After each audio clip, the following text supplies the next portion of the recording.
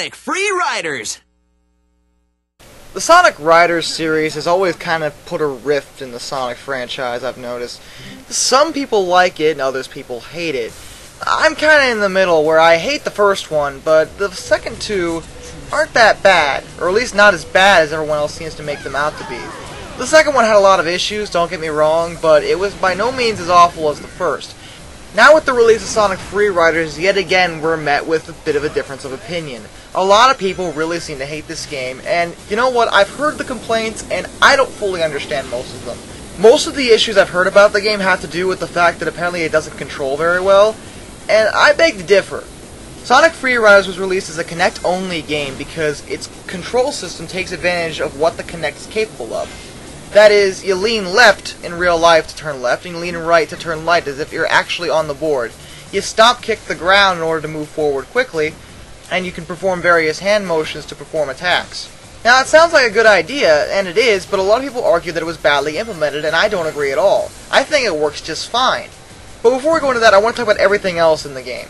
The graphics and sound are fine. Graphics are pretty decent for what the 360 can do, and the sound was just fine. The new voice actors do their job, and the music's good. I actually like the intro theme, even though for some people, a lot of people bitch about it all the time, and I don't even understand why. I think it's catchy.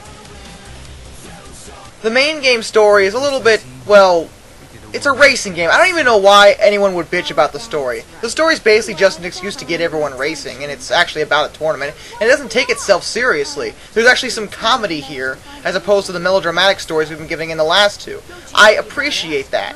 I've heard complaints about Sega not taking the time to use models, and instead just using cutouts and text to tell the story, but I don't really mind this, because that tells me they probably took the extra time to work out the kinks in the gameplay rather than worry about a story that really doesn't matter. Because, after all, this is a racing game. Do you really care about the story that much? Because I don't. Fact is, Sega readily admitted this was a launch title, so obviously there was pressure in terms of time. They couldn't exactly delay it, or else they'd miss their launch window. So obviously, they had to cut corners. Cutting corners in the story, in a racing game, I really don't mind. Now let's get into the control. Let's get into the oh my god control. The control that everyone keeps talking about, and now everyone keeps complaining about. You know what? I'm gonna fucking defend this control. I don't see what the hell the problem has been. There have been various different complaints and various different kinds of stories, so I'm gonna go down the list and explain to you which ones are true and which ones aren't. For one, some people complain you have to lean too far to turn. Well, number one, you don't even have to lean that damn far. Second of all, God fucking forbid you have to move your body, alright? I am sorry, I don't think you have to lean that far back. Will it stretch your muscles? Oh yeah, that's totally gonna happen. But that's the way the game controls. It's a physical game, and I'm gonna go into more detail about that in a second, because that does lead into something you should really be aware of before you even try this game. I've also heard complaints that the control is unresponsive. I don't agree for the most part. Turning is perfectly responsive, and I don't have an issue with that at all. Jumping is responsive too. That's not to say the control is perfect. There are some areas where if you extend your arm out, you can get rings that aren't actually on the path, and this doesn't work very well at all. Sometimes I find the characters just doing it even though I'm not telling them to, and sometimes I find they're not doing it when I'm telling them to. This is something that really needs to iron out, I will admit, but it's not a game breaker, and these incidents don't even happen that often. I've also heard complaints about the weapons being unresponsive, and in this regard, I don't think it's the game's fault, because the weapons are perfectly responsive as long as you know how to do them. But that's actually kind of an issue. The game doesn't offer that much explanation as to how to control. They give you the bare basics and nothing more. There is a tutorial section, but you wouldn't be aware of that unless you went looking for it. The game doesn't tell you about it and doesn't offer it before the main story. Honestly, in the previous Riders game, the main story kind of served as a tutorial for the rest of the game. That way you could play multiplayer effectively, because this is a racing game. But here they didn't do that.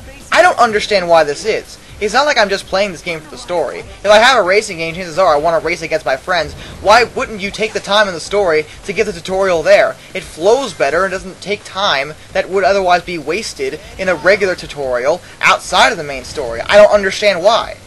This problem of not explaining is especially prevalent whenever you get to play as Vector in the main story. He's the only character in the game that rides a scooter, and you know what?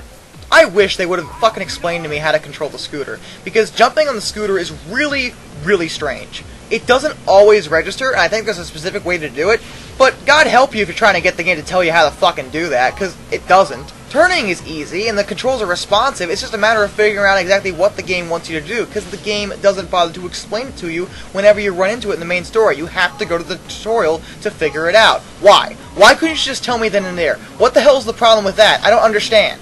Another complaint I have is that the menus fucking suck. This is the worst menu system in the entire Kinect library right now that I've played. I swear to you. Alright, here's what they did. What they did is that they made the menu work like a circle. And on each circle axis there are multiple orbs. Each orb is a different kind of selection, whether it be a game mode or a character, whatever menu you happen to be on. Now, here's the thing. In order to move the circle around, you swipe your hand across one of the orbs to move to the next one. Not only is this tedious as hell, but there's also the possibility of when you bring your hand back up, you could also knock the orb back the other direction and go back to the previous orb. This is really frustrating, and it takes a while to get used to. I don't understand why you would ever make a game where the menu system requires a learning curve. Alright, if there's anything really wrong with this game, truly, it'd be these fucking menus, I swear. If you're one of those people who like the fact in previous games you can customize gears very thoroughly, don't expect much of that here. They definitely skimped out on that. It's basically just a regular racer, not much extras. Multiplayer is fine, and you know what? I've actually also heard a lot of complaints about multiplayer, and I swear to God, every time I hear this one complaint, I get so pissed off.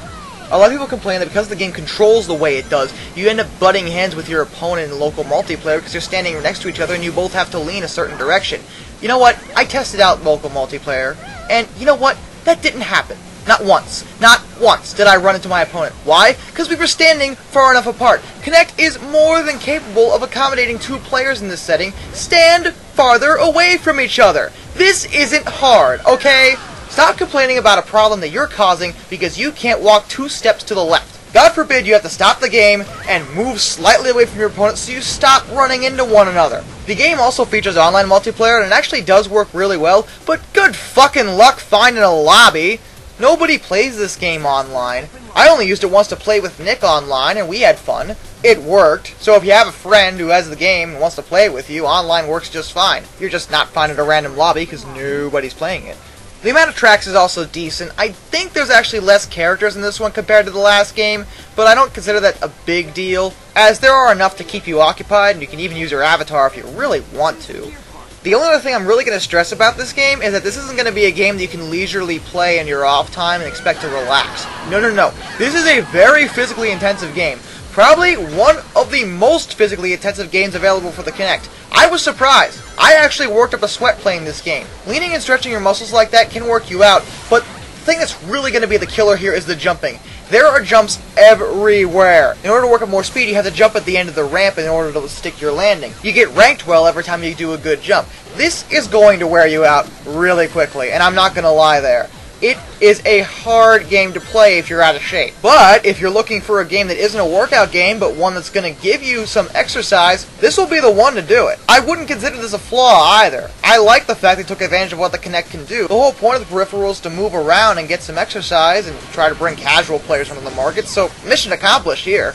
And I don't see a point in blaming a game on the console as taking advantage of what the console was fucking meant for. If you wanted a racer where you could just sit on your ass and use a controller, then why on earth would you buy one for the Kinect in the first place? That doesn't even make sense. Overall, the game is alright. I wouldn't say it's awesome. I definitely played some better racers in my time, but it's definitely not as awful as everyone seems to be making it out to be. It's a decent launch title for the Kinect, and probably the best in the whole Riders series. Not that that's saying a whole hell of a lot, but still, it's an improvement. It's a decent experience, and it's fun in multiplayer. So, if you have a Kinect, I give the game a shot at the very least. Give it a chance. It's not that bad. Unless, of course, you'd prefer a racing game where you try to steer an invisible steering wheel. Because, you know, that's so much more fun. All in all, it's good. Give it a shot. This is Darkness, and I bid you all a fond farewell.